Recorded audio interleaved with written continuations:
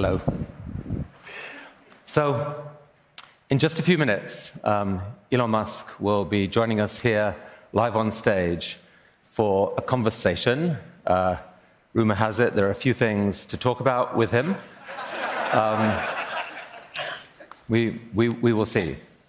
But before that, I just want to show you something special. I want you to come with me to Tesla's huge gigafactory in Austin, Texas. So the day before it opened last week, the evening before, I was allowed to walk around it, no one else there. And what I saw there was honestly pretty mind-blowing. This is Elon Musk's famous machine that builds the machine. And his view, the secret to a sustainable future, is not just making an electric car, it's making a system that churns out huge numbers of electric cars with a margin so that they can fund further growth. When I was there, none of us knew whether Elon would actually be able to make it here today, so I took the chance to sit down with him and record an epic interview. And I just want to show you an 8-minute excerpt of that interview. So here from Austin, Texas, Elon Musk.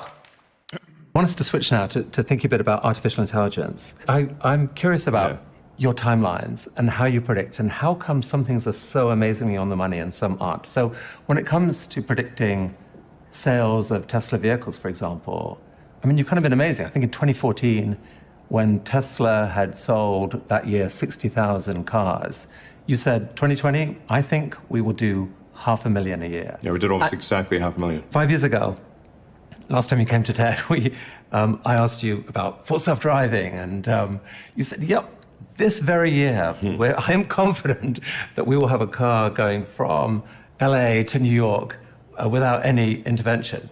Yeah, I don't want to blow your mind, but I'm not always right. But so what's the difference between those two? Why has full self-driving in particular been so hard to predict? I mean, the thing that really got me, and I think is going to get a lot of other people, is that there are just so many false dawns with self-driving, where you think you got the problem, have a handle on the problem, and then it turns out you just hit a ceiling, because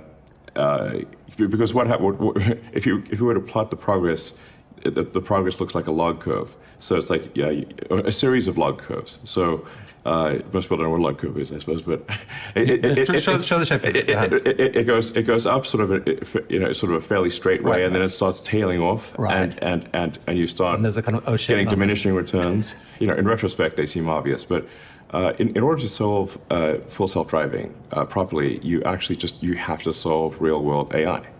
Because you say, like, what are the road networks designed to work with? They're designed to work with a biological neural net, our brains, and with vision, our eyes. And so in order to make it work with computers, you basically need to solve real-world AI and vision. Because we need cameras and silicon neural nets in order to have self-driving work for a system that was designed for eyes and biological neural nets.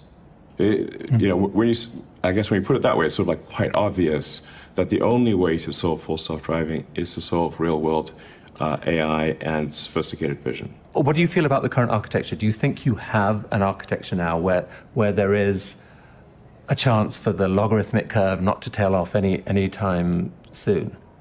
Well, I mean, admittedly, these may be infamous last words, but I actually am confident that we will solve it this year. That we will exceed. You say, like, what the probability of an accident? At what point do you exceed that of the average person? Right. I think we will exceed that this year. We could be here talking again in a year. It's like, well, yet another year went by and it didn't happen. But I think this is the year. Is there an element that you actually deliberately make aggressive prediction timelines to drive people to be ambitious? Without that, nothing gets done. So it feels like at some point in the last year, seeing the progress on understanding that the AI, the Tesla AI, understanding the world around it, led to a kind of an aha moment in Tesla? Because you really surprised people recently when you said probably the most important product development going on at Tesla this year is this robot, Optimus. Yes. Is it something that happened in the development of full self-driving that gave you the confidence to say, you know what, we could do something special here? Yeah, exactly. So, it took me a while to sort of realize this, that in order to solve self-driving, you really needed to solve real-world AI. And at the point at which you solve real-world AI for a car, which is really a robot on four wheels, you can then generalize that to a robot on legs as well. The things that are currently missing are enough intelligence for the robot to navigate the real world and do useful things without being explicitly instructed. So the missing things are basically real world intelligence and scaling up manufacturing. Those are two things that Tesla is very good at, and so then we basically just need to design the specialized actuators and sensors that are needed for a humanoid robot. People have no idea. This is going to be bigger than the car. But so talk about, I mean, I think the first applications you've mentioned are probably going to be manufacturing, but eventually the vision is to have these available for people at home, correct? Yes. If you had a robot that really understood the 3D architecture of your house and knew where every object in that house was or was supposed to be and could recognize all those objects, I mean, that's kind of amazing, isn't it? Like that, the kind of thing that you could ask a robot to do would be what? Like, tidy up. Yeah, absolutely. Or make dinner, I guess, mow the lawn. Take a cup of tea to grandma and show her family pictures. And exactly, take care of my grandmother and make sure, yeah, exactly. I mean, it could obviously recognize everyone in the home. Yeah. Could play catch with your kids. Yes. I mean, obviously, we need to be careful that this doesn't become a dystopian situation. Like, I think one of the things that's going to be important is to have a localized ROM chip on the robot that cannot be updated over the air, where if you, for example, were to say, stop, stop, stop, that would, if anyone said that, then the robot would stop, type of thing. And that's not updatable remotely. I think it's going to be important to have safety features like that. Yeah. That sounds wise. And I do think there should be a regulatory agency for AI. I've said this for many years. I don't love being regulated, but I think this is an important thing for public safety. And do you think there will be basically, like, in say 2050 or whatever, that like a robot in most homes is what there will be, and people will I think they probably love will. them and count on them. You'll have your own butler, basically. Yeah, you'll have your sort of buddy robot, probably. Yeah. I mean, how much of a buddy? How many applications do you thought is there? Can you have a romantic partner, a sex partner? I mean, a lot of it's learning probably people out inevitable. there. I mean, I did promise the internet that I'd make catgirls. We could make a robot catgirl. I mean, be careful what you promise the internet. So yeah, I guess it'll be whatever people want, really. So. What sort of timeline should we be thinking about of the first models that are actually made and sold? Well, the first units that we tend to make are for jobs that are dangerous, boring, repetitive, and things that people don't want to do. And I think we'll have like an interesting prototype sometime this year. We might have something useful next year, but I think quite likely within at least 2 years. And then we'll see rapid growth year over year of the usefulness of the humanoid robots and decrease in cost and scaling up production. Help me on the economics of this. So what do you picture the cost of one of these being? Well, I think the cost is actually not going to be crazy high, like less than a car. Yeah. But thinking about the economics of this, if you can replace a $30,000, $40,000 a year worker, which you have to pay every year, with a one-time payment of $25,000 for a robot that can work longer hours, doesn't go on vacation. I mean, it could be a pretty rapid replacement of certain types of jobs. How worried should the world be about that? I wouldn't worry about the sort of putting people out of a job thing. I think we're actually going to have, and already do have, a massive shortage of labor.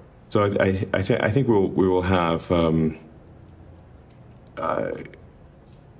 not people out of work, but actually still a shortage of labor even in the future. But this really will be a world of abundance. Any goods and services will be available to anyone who wants them. That it'll be so cheap to have goods and services, it'll be ridiculous.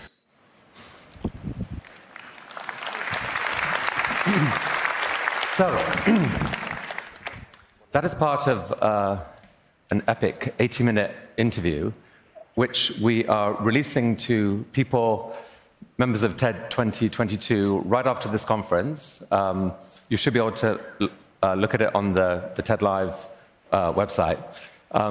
There's public interest in it. We're putting that out to the world on Sunday afternoon, I think, Sunday evening. But if you're into this kind of stuff, definitely a good thing to do over the weekend. Now then, hearing from Elon live, there's huge public interest in that. We have opened up this segment to live stream, and so we're joined right now by, I think, quite a few people around the world. Welcome to Vancouver, welcome to TED 22. You're joining us on the last day of our conference here in a packed theater. And we've been hearing all week from people with dreams about what the next era of humanity is going to be. And now, arguably, the biggest visionary of them all, Elon Musk.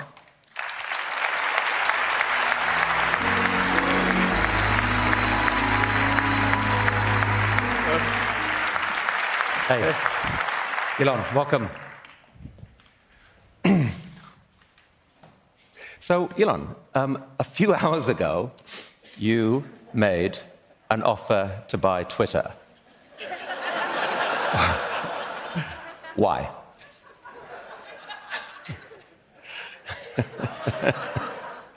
How'd you know?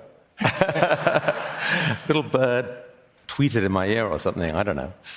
By the way, have you seen the movie Ted about the bear? I have. It's a good movie. Don't mention that here. So, was there a question? Why make that offer? Well, I think it's very important for there to be an inclusive arena for free speech where all, Twitter has become kind of the de facto town square. It's just really important that people have both the reality and the perception that they are able to speak freely within the bounds of the law. So one of the things that I believe Twitter should do is open source the algorithm and make any changes to people's tweets. If they're emphasized or de-emphasized, that action should be made apparent so anyone can see that action has been taken. So there's no sort of behind-the-scenes manipulation, either algorithmically or manually. But last week when we spoke, Elon, I asked you whether you were thinking of taking over. You said, no way. You said, I do not want to own Twitter. It is a recipe for misery. Everyone will blame me for everything. What on earth changed? No, I think everyone will still blame me for everything. Yeah. If I acquire Twitter and something goes wrong, it's my fault, 100%. I think there will be quite a few errors, yes. It will be miserable, but you still want to do it. Why? I mean, I hope it's not too miserable, but I just think it's important to the it's important to the function of democracy. It's important to the function of the United States as a free country and many other countries, and to help freedom in the world more broadly than the U.S. And so I think I think there's the risk, civilizational risk, is decreased if Twitter. The more we can increase the trust of Twitter as a public platform, and so I do think this will be somewhat painful, and I'm not sure that I will actually be able to acquire it. And I should also say the intent is to retain as many shareholders as is allowed by the law in a private company, which I think is around 2,000 or so. So it's not like it's definitely not from the standpoint of let me figure out how to monopolize or maximize my ownership of Twitter, but we'll try to bring along as many shareholders as we're allowed to. You don't necessarily want to pay out 40 or whatever it is billion dollars in cash. You'd like them to come with you in the yeah, but it's I mean I could technically afford it. I heard that. I heard that.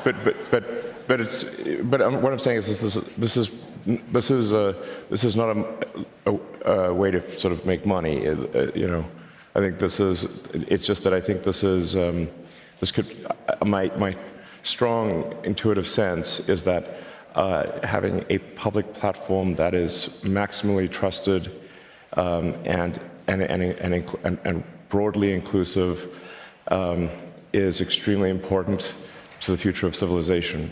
But you've described yourself. I don't care about the economics at all. Okay, that's cool to hear. This is not about the economics. It's for the moral good that you think it will achieve. You've described yourself, Elon, as a free speech absolutist. But does that mean that there's literally nothing that people can't say and it's okay? Well, I think obviously Twitter or any forum is bound by the laws of the country that it operates in. So obviously there are some limitations on free speech in the U.S. and of course Twitter would have to abide by those rules. So you can't incite people to violence, like a direct incitement to violence. You know, you can't do the equivalent of crying fire in a movie theater, for example. No, that would be a crime. Yeah, right. It should be a crime. But here's the challenge: is that it's such a nuanced difference between different things. So there's incitement to violence. Yeah. That's a no if it's illegal. There's hate speech, which some forms of hate speech are fine. You know, I hate spinach. I mean, if it's sautéed in a cream sauce, it can be quite nice. But the problem is, so let's say someone says, okay, here's one tweet: I hate politician X. Yeah. Next tweet is, I wish politician X wasn't alive, as some of us have said about Putin right now, for example. So that's legitimate speech. Another tweet is, I wish politician X wasn't alive, with a picture of their head with a gun sight over it. Or that plus their address. I mean, at some point, someone has to make a decision as to which of those is not okay. Can an algorithm do that? Or surely you need human judgment at some point?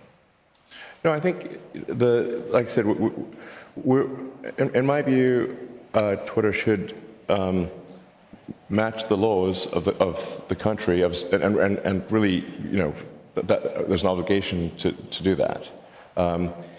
But going beyond that and having it be unclear who's making what changes to where, having tweets sort of mysteriously be promoted and demoted with no insight into what's going on, having a black box algorithm promote some things and not other things, I think this can be quite dangerous.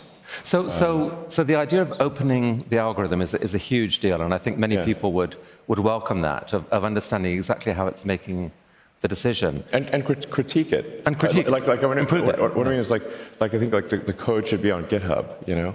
So then, so people can look through it and say like, I see a problem here, I don't agree with this. They can highlight issues, right. Suggest changes in the same way that you sort of update Linux or Signal or something like that, you know? But as I understand it, at some point right now, what the algorithm would do is it would look at, for example, how many people have flagged a tweet as obnoxious.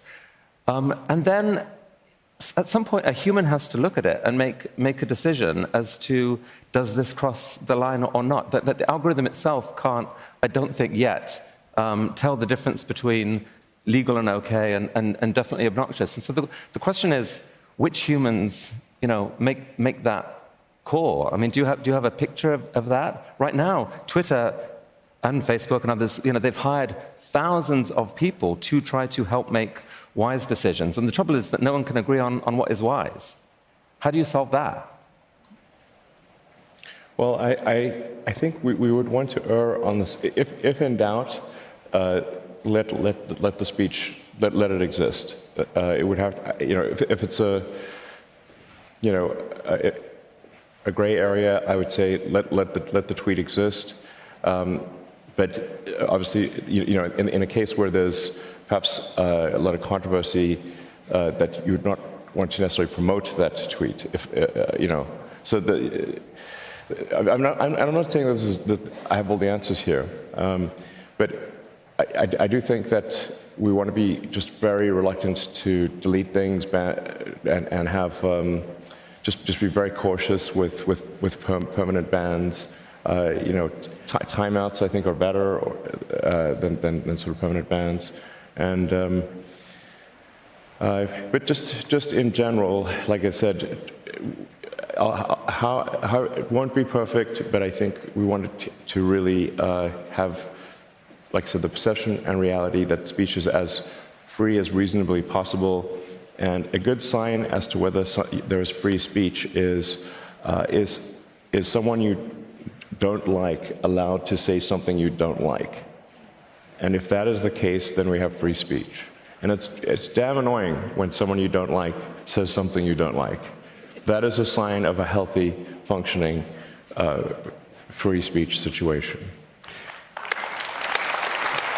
So I think many people would agree with that. And looking at the reaction online, many people are excited by you coming in and the changes you're proposing. Some others are absolutely horrified. Here's how they would see it. They would say, wait a sec, we agree that Twitter is an incredibly important town square. It is where the world exchanges opinion about life and death matters.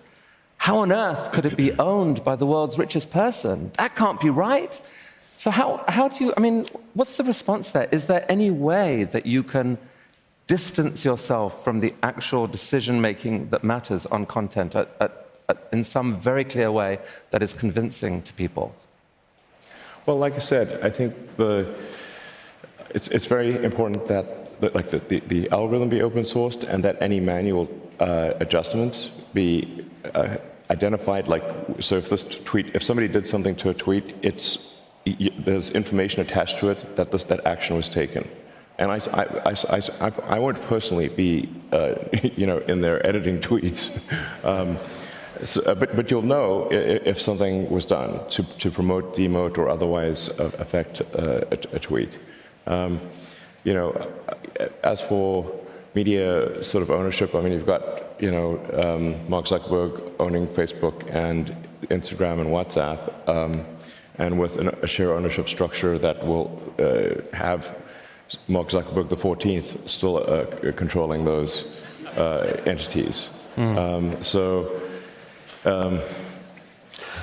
Literally.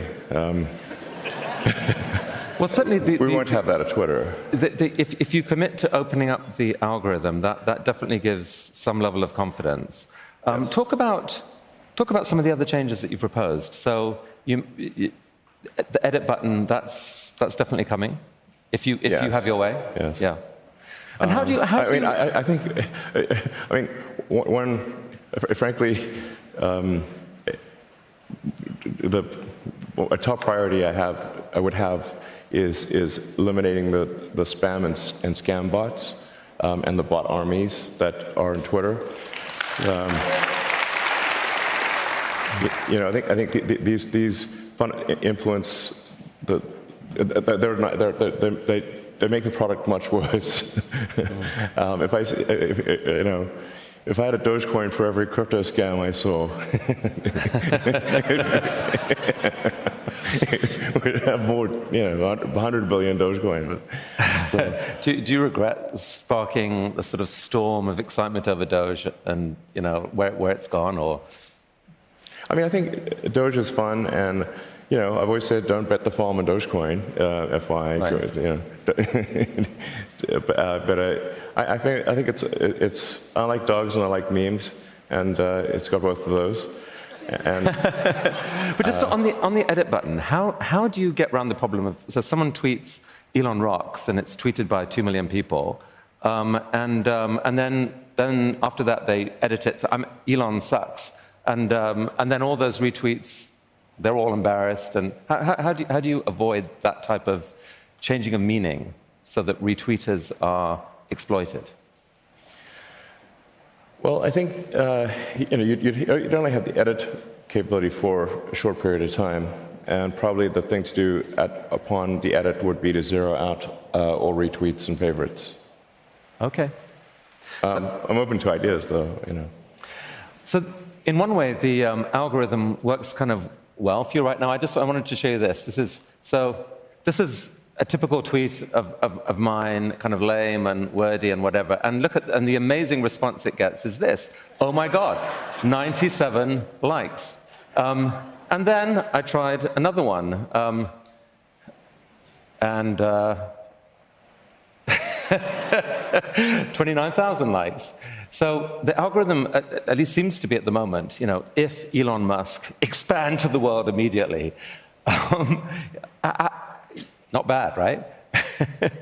Yeah, I guess so. I mean, that is good, cool. I mean, so help us understand how it is you've built this incredible following on Twitter yourself. When, I mean, some of the people who love you the most look at some of what you tweet and they think it's somewhere between embarrassing and crazy. Some of it's amazing. I mean, it is a little. Yeah.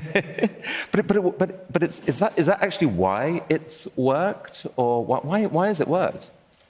I mean, I don't know. I mean, I'm tweeting more or less stream of consciousness. It's not like let me think about some grand plan about my Twitter or whatever. I'm like literally on the toilet or something. I'm like, oh, this is funny, and then tweet that out. That's like most of them. Oversharing. But you are obsessed with getting the most out of every minute of your day, and so why not? So I don't know. I just like try to tweet out like things that are interesting or funny, or and then people seem to like it. So if you are unsuccessful, actually, before I ask that, let me ask this. In fact, I don't. Yeah. So how can I say? Is funding secured? I have sufficient assets to complete the. This is not a forward-looking statement. Blah blah blah. But I have. I mean, I can do it if possible. Right. I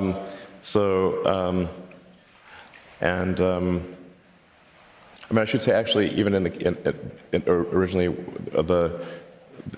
with Tesla back in the day, funding was actually secured. I want to be clear about that. In fact, this may be a good opportunity to clarify that.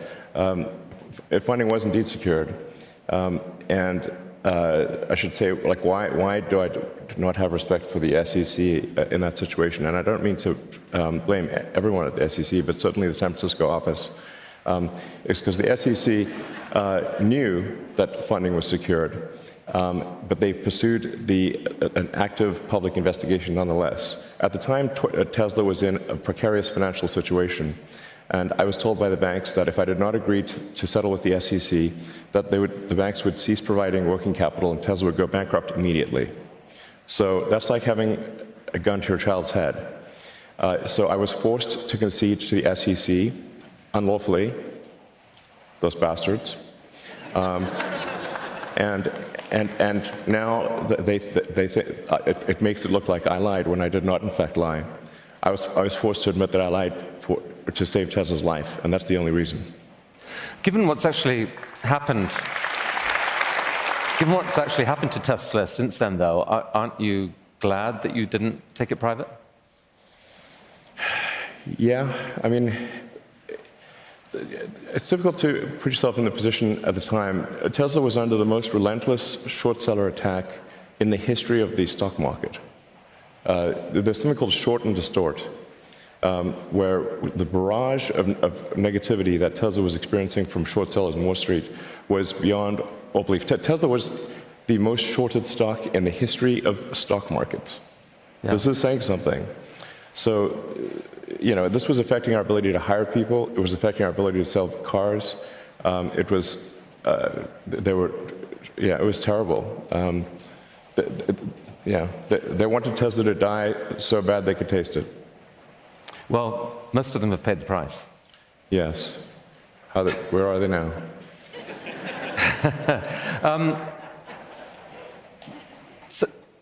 So that was a really strong statement. I mean, obviously, a lot of people who support you, I would have thought, would say, you have so much to offer the world on the upside, on the vision side. Don't waste your time getting distracted by these battles that bring out negativity and make people feel that you're being defensive. Or like, people don't like fights, especially with powerful government authorities. They'd rather buy into your dream. Do you like?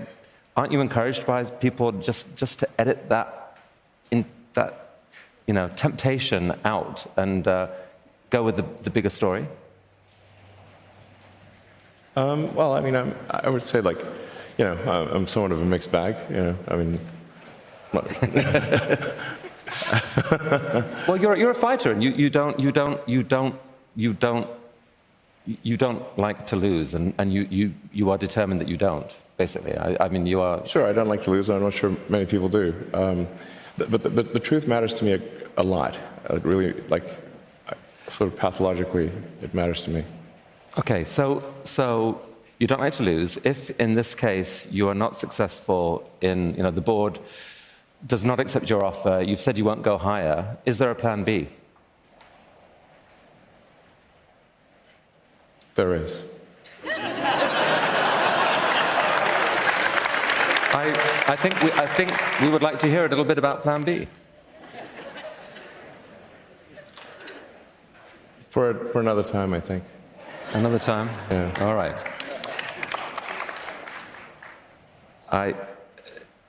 That's a nice tease. All right. So I would love to try to understand this brain of yours more, Elon. If, with your permission, I'd like to just play this. This is the... Oh, actually, before we do that, here was one of the thousands of questions that people asked. I thought this was actually quite a good one. If you could go back in time and change one decision you made along the way, do your own edit button, which one would it be and why? Do you mean like a career decision or something? Just any decision over the last few years, like your decision to invest in Twitter in the first place, or your anything. I mean, the worst business decision I ever made was not starting Tesla with just J.B. Straubel. By far the worst decision I've ever made is not just starting Tesla with J.B. That's the number one by far. All right, so J.B. Straubel was the visionary co-founder who was obsessed with and knew so much about batteries. And your decision to go with Tesla, the company as it was, meant that you got locked into what you concluded was a weird architecture now of this. There's a lot of confusion. Tesla did not exist in any.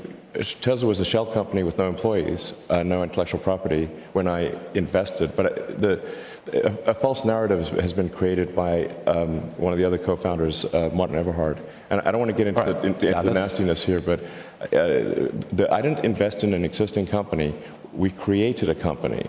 Yeah. And ultimately, the creation of that company was done by JV and me. And unfortunately, there's someone else, another co-founder, who has made it his life's mission to make it sound like he created the company, which is false. Wasn't there another issue right at the heart of the development of the Tesla Model 3, where Tesla almost went bankrupt? And I think you have said that part of the reason for that was that you overestimated the extent to which it was possible at that time to automate a factory. Huge amount was spent kind of over-automating, and it didn't work. And it nearly took the company down. Is that fair? I mean, first of all, it's important to understand, like, what has Tesla actually accomplished that is most noteworthy. It is not the creation of an electric vehicle or creating an electric vehicle prototype or low-volume production of a car. There have been hundreds of car startups over the years, hundreds. And in fact, at one point, Bloomberg counted up the number of electric vehicle startups, and I think they got to almost 500. Yeah. So the hard part is not creating a prototype or going into limited production. The absolutely difficult thing, which has not been accomplished by an American car company in 100 years, is reaching volume production without going bankrupt. That is the actual hard thing. The last American company to reach volume production without going bankrupt was Chrysler in the 20s. Right. And it nearly happened to Tesla. Yes, but it's not like, oh, geez, I guess if we'd just done more manual stuff, things would have been fine. Of course not. That is definitely not the case.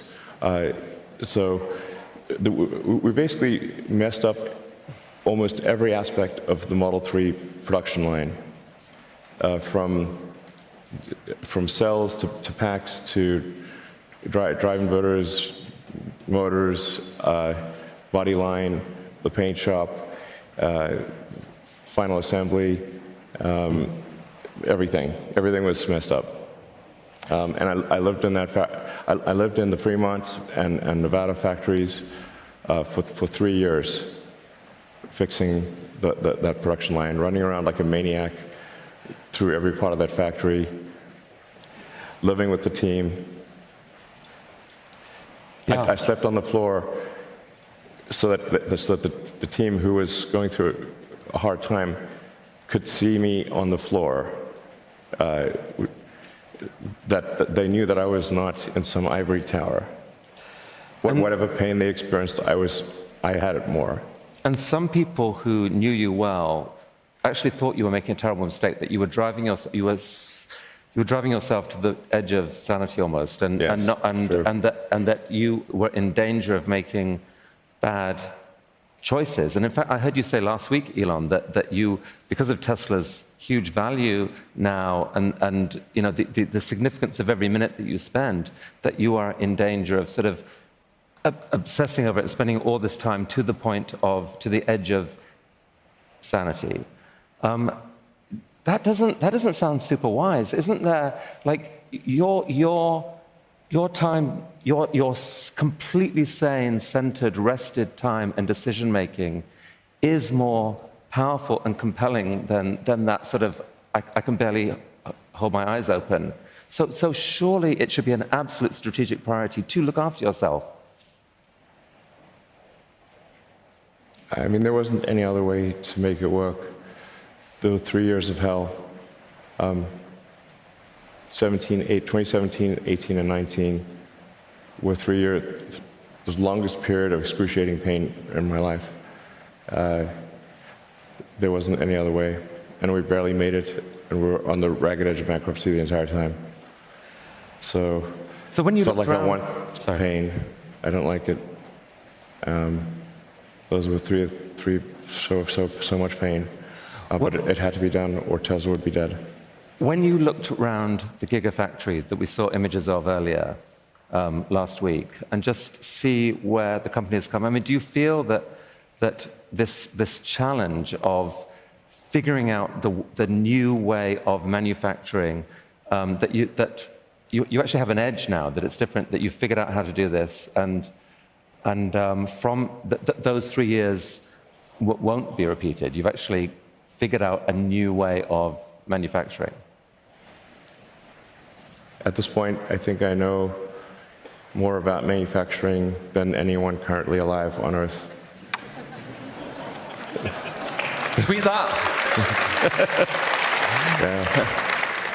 I can tell you how every damn part in that car is made. It's basically, if you just live in the factory for 3 years and just, that was nice. That was poignant note or something.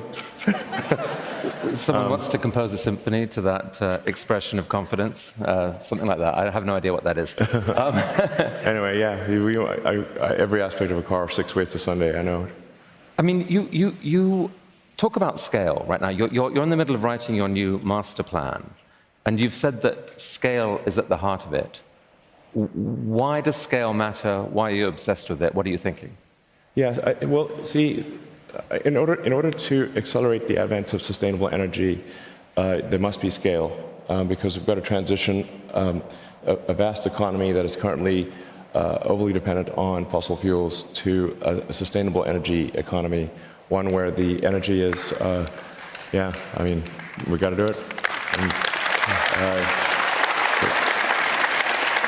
So the energy's got to be sustainably generated with wind, solar, hydro, geothermal. I'm a believer in nuclear, as Isabel, I think, gave a talk about. And then since solar and wind is intermittent, you have to have stationary storage batteries. And then we're going to transition all transport to electric. If we do those things, we have a sustainable energy future. The faster we do those things, the less risk we put to the environment. So sooner is better, and so scale is very important. It's not about press releases. It's about tonnage. What was the tonnage of batteries produced, and obviously done in a sustainable way?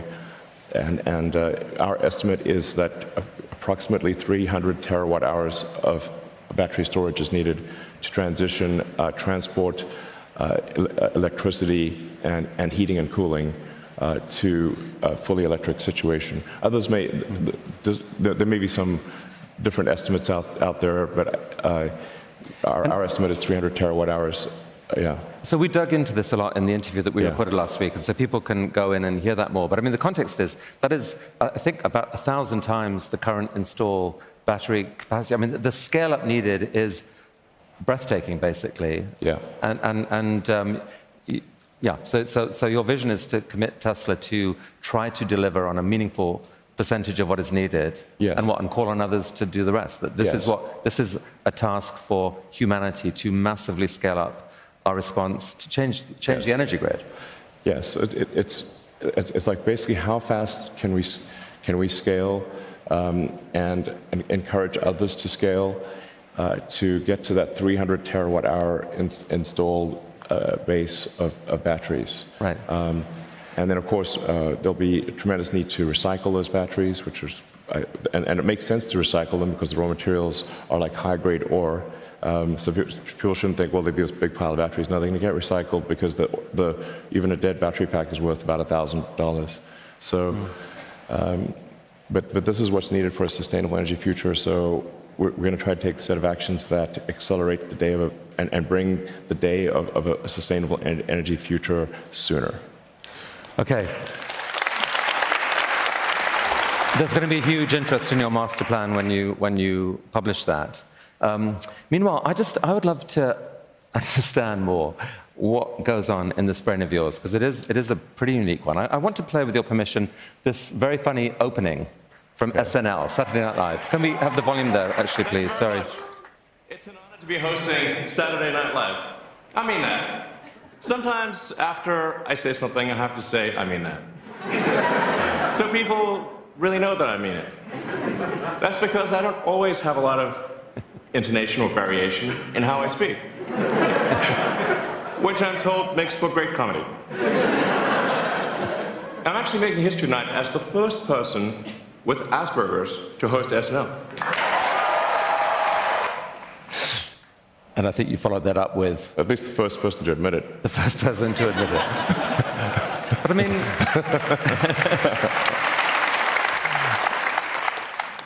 So this was a brave thing to say. I would love to understand whether, how you think of Asperger's, like whether you can give us any sense of, even you as a boy, what the experience was, or as you now understand with the benefit of hindsight. Can you talk about that a bit?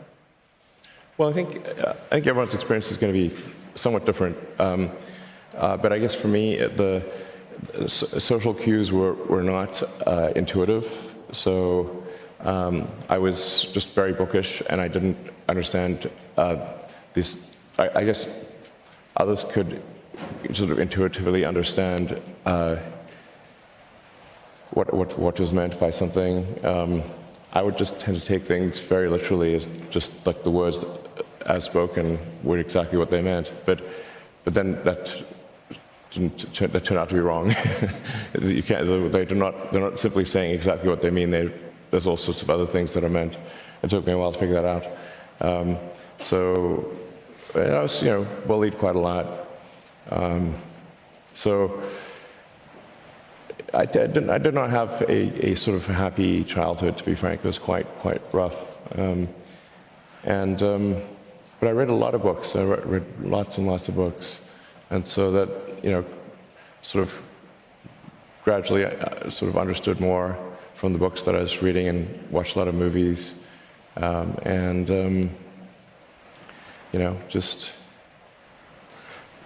it took me a while to understand things that most people intuitively understand. So I've wondered whether it's possible that that was, in a strange way, an incredible gift to you and indirectly to many other people. In as much as brains, are plastic and they go where the action is. And if, for some reason, the external world and social cues, which so many people spend so much time and energy and mental energy obsessing over, if that is partly cut off, isn't it possible that is partly what gave you the ability to understand inwardly the world at a much deeper level than most people do? I suppose that's certainly possible. I think there's maybe some value also from a technology standpoint, because I found it rewarding to spend all night programming computers just by myself, and I think most people don't enjoy typing strange symbols into a computer by themselves all night. They think that's not fun, but I thought I really liked it. So I would just program all night by myself, and I found that to be quite enjoyable. But I think that is not normal. So I mean, it does. I've thought a lot about. It's a riddle to a lot of people of how you've done this, how you've repeatedly innovated in these different industries, and it does. Every entrepreneur sees possibility in the future and then acts to make that real. It feels to me like you see possibility just more broadly than almost anyone and can connect the dots. So you see scientific possibility based on a deep understanding of physics and knowing what the fundamental equations are, what the technologies are that are based on that science and where they could go. You see technological possibility. And then, really unusually, you combine that with economic possibility of like what it actually would cost. Is there a system you can imagine where you could affordably make that thing? And that sometimes you then get conviction that there is an opportunity here. Put those pieces together and you could do something amazing. Yeah, I think one aspect of whatever condition I had was I was just absolutely obsessed with truth, just obsessed with truth. And so the obsession with truth is why I studied physics, because physics attempts to understand the truth of the universe. Physics is just what are the provable truths of the universe, and truths that have predictive power. So for me, physics was sort of a very natural thing to study. Nobody made me study it. It was intrinsically interesting to understand the nature of the universe. And then computer science or information theory, also to just understand logic and there's an argument that that information theory is actually operating at a more fundamental level than even physics.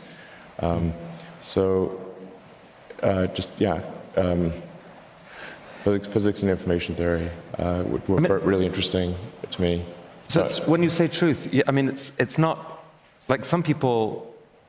So what you're talking about is the truth of the universe, like the fundamental truths that drive the universe. It's like a deep curiosity about what this universe is, why we're here, simulation. Why not? We don't have time to go into that. But you're just deeply curious about what this is for, what this is, this whole thing.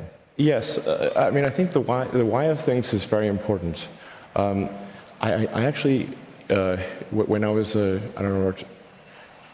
young teens, I got quite depressed about the meaning of life, and I was trying to sort of understand the meaning of life, reading religious texts and reading books on philosophy, I got into the German philosophers, which is definitely not wise if you're a young teenager, I have to say. It can be a bit dark. Much better read as an adult.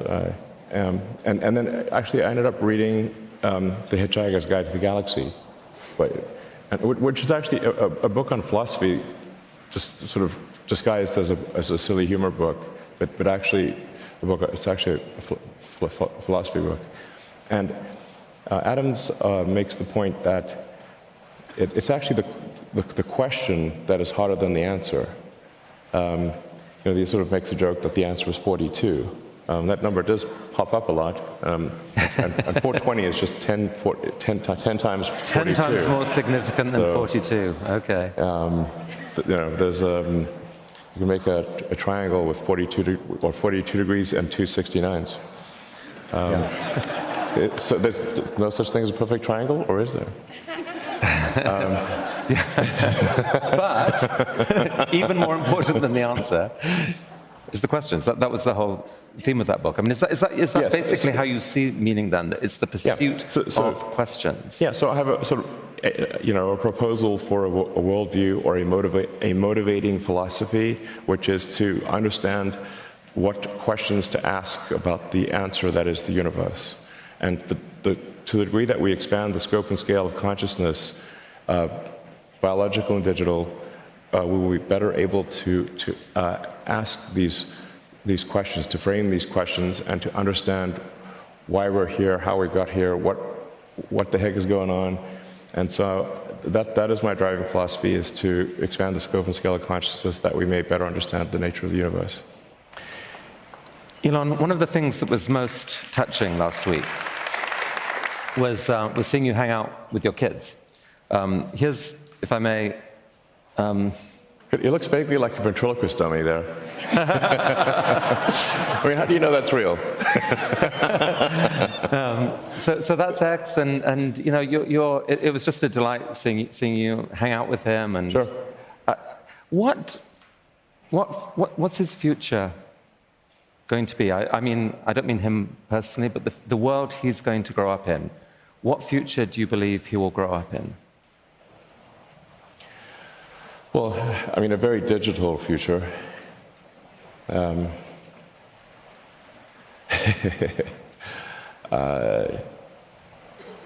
different world than I grew up in, that's for sure. But I think we want to obviously do our absolute best to ensure that the future is good for everyone's children, and that that the future is something that you can look forward to and not feel sad about. You want to get up in the morning and be excited about the future, and we should fight for the things that make us excited about the future. The future cannot just be about one miserable thing after another, solving one sad problem after another. There got to be things that get you excited, like you want to live. These things are very important. We should have more of it. And it's not as if it's a done deal. Like it's all to play for. Like the future may be horrible. Still, there are scenarios where it is horrible, but you see a pathway to an exciting future, both on Earth and on Mars, and in our minds through artificial intelligence and so forth. I mean, in your heart of hearts, do you really believe that you are helping deliver that exciting future for X and for others? I mean, I'm trying my hardest to do so. I love humanity, and I think that we should fight for a good future for humanity, and I think we should be optimistic about the future and fight to make that optimistic future happen.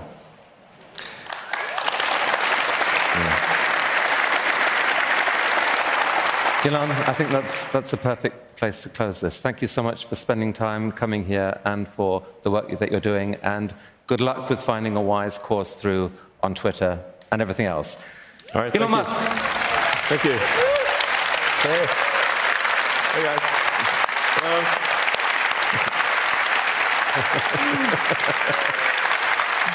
Thank you, man. That was really something.